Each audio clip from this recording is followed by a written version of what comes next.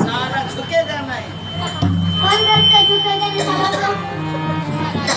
हे पण आपल्याला कळतं, पण त्या जागेवर पैठणीवासी संत बोलल्यावर आपल्याला एक आपली मान खाली होते की आजची शपथ काय. पैठणीवासी संत म्हणजे संत एकनाथ महाराज विठ्ठल.